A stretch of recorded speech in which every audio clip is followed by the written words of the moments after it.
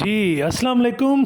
आज सहराए थल को क्रॉस करते हुए हमारे साथ ये हुआ है कि मट्टी का एक बहुत बड़ा तूफ़ान आ गया है। और ये देखें जी, कैमरे में बहुत जो व्यू है वो बहुत अच्छा नज़र आ रहा है, लेकिन गाड़ी चलाते हुए जो हद निगाह है वो चंद ही आप कह दें कि कुछ एक आध मीटर तक नज़र आ रहा है। ये देखिए ना, बड़ी गाड़ियाँ सामने से अपनी लाइट्स फुल ऑन करके आ जा रही हैं और बहुत ज़्यादा मट्टी है। ये कैमरा इसको अच्छा कैच कर रहा है, लेकिन वैसे देखते हुए जो है वो बिल्कुल कुछ नज़र नहीं आ रहा। तो ये बहुत बड़ा मट्टी का तूफ़ान सहराए थल से गुज़रते हुए ये आ गया है। पहले तो मौसम बड़ा खुशगवार था और बादल थे और मैं बड़ा खुश हुआ कि आज चलो इस गर्मी से बचेंगे, लेकिन ये एकदम से वो तूफ़ान आ गया। और ये देखिए ना जी, इसको जो रेत है वो रोड को ऐसे क्रॉस कर रही होती है जैसे बिल्कुल जैसे सांप नहीं क्रॉस करता। तो वो चूंकि तेज़ हवा चल रही है और रेत है, और वो पूरे रोड को क्रॉस करती हुई और वो दूसरी तरफ मूव करती है।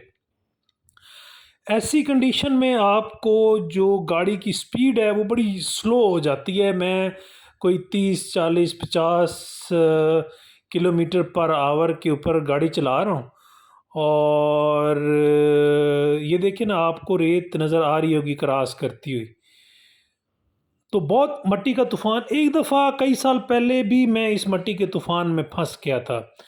तो जो लोग सहरा का सफ़र करते हैं वो एक चीज़ ख़ास ख्याल रखें, क्योंकि यहाँ मट्टी के तूफ़ान आंधियाँ कॉमन है।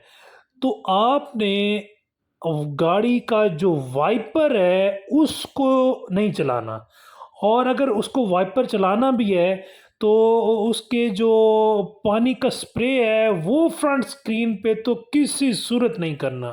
ये गलती मैं आज से 3 साल 4 साल पहले एक दफ़ा मैंने की थी कि बहुत बड़ा तूफ़ान था और मैंने क्या किया, उसके वाइपर चला दिए और पानी मारा। वो क्या हुआ कि इतनी ज़्यादा रेत थी कि उस रेत ने फ्रंट स्क्रीन के ऊपर बिल्कुल जिस तरह एक मिट्टी का पेंट नहीं होता उस तरह पेंट कर दिया था, और मुझे बिल्कुल कुछ नज़र नहीं आ रहा था। अब जितना पानी मैं उसके ऊपर फेंकी जा रहा था वो उतनी थिक उसके ऊपर जो मिट्टी की लेयर है वो जम रही थी। तो ऐसी कंडीशन में आपने अपनी गाड़ी के फ्रंट स्क्रीन के ऊपर कोई पानी नहीं डालना, खाली वाइपर चला दें तो वो ठीक है। नहीं तो आप उसके बाद मजबूरन मुझे गाड़ी रोकनी पड़ी, और इतनी ज़्यादा मट्टी थी कि आप फ्यू सेकंड्स के लिए भी गाड़ी से बाहर निकलें तो आपके पूरे कपड़े, सर, हर जगह रेत से आप भर जाएंगे। तो ये एक ख़ास ख्याल रखें कि आपने इसको वो पानी उसके ऊपर बिल्कुल नहीं डालना, और स्लो स्पीड कर लें, क्योंकि आगे लोग बाइक्स वाले रुके होते हैं, जो पैदल सफ़र वाले हैं वो रोड के किनारे आंधी से बचने के लिए बैठे होते हैं। तो बहरहाल सहरा की एक ये एक आप कह सकते हो एक ड्रॉबैक है कि हमें याद है बचपन से, चूँकि वो हम सहरा में मतलब बहुत ज़्यादा वो ज़िंदगी गुज़री है। तो बहुत ज़बरदस्त बादल बनता था, हम बड़े खुश होते थे, वाह बेहतरीन काले बादल आ रहे हैं जी। एकदम से पीछे आंधी आती थी और सारे बादल को उड़ा के ले जाती थी और हमारे हिस्से में आती थी रेत। तो अभी भी हमारे हिस्से में रेत ही आई है जी। और ये देखिए ना कि रेत के वो सांप की तरह ऐसे आपको सामने से क्रॉस कर रही होती है। और अब ज़ाहिर है साथ गर्मी है, आपको गाड़ी का एसी भी चलाना पड़ता है, तो उसका जो एयर फिल्टर वगैरह है वो सारा मिट्टी से भर गया, और गाड़ी तो ऐसे रेत के साथ माशाल्लाह निहाई है ना कि उसकी जब सर्विस कराई है तो सर्विस वाले ने कहा है कि भाईजान ये कहाँ से लेके आए हो? तो मैंने कहा यार ये ना पूछो कहाँ से आया है, बस इसकी सर्विस कर दो। तो ये देखें जी, अब इन कैमरा जो है ना वो उसकी दरख्तों की आप देखें ना, बहुत तेज़ हवा चल रही है और ये तेज़ हवा रेत को अपने साथ उड़ाती है। और थल के सहरा की तूफ़ान के बाद, आंधी के बाद ये खूबसूरती है कि वो टीलों की शक्ल सूरत भी चेंज कर देती है। तो ये देखें, आपको रेत उड़ती हुई बहुत ज़्यादा नज़र आ रही होगी कैमरे में जो है ये व्यू बहुत अच्छा नज़र आ रहा है। मैं कहता हूँ अगर कैमरा सामने रख के ड्राइव की जाए तो वो ज़्यादा आसान हो रही है, और वैसे जो है वो बहुत कम नज़र आ रहा है। अच्छा खासा मौसम बना हुआ था, मुझे ये था कि रास्ते में बारिश हो जाएगी, लेकिन ये सारा जो है तूफ़ान आ गया। बहरहाल जो लोग सफ़र करते हैं और ख़ास तौर पे सहरा का, तो इस तरह घबराने की ज़रूरत कोई नहीं है। आप अपनी गाड़ी की स्पीड स्लो कर लें, वाइपर का बिल्कुल यूज़ ना करें, double indicator, front light full on कर दें और आराम-आराम से जाएँ।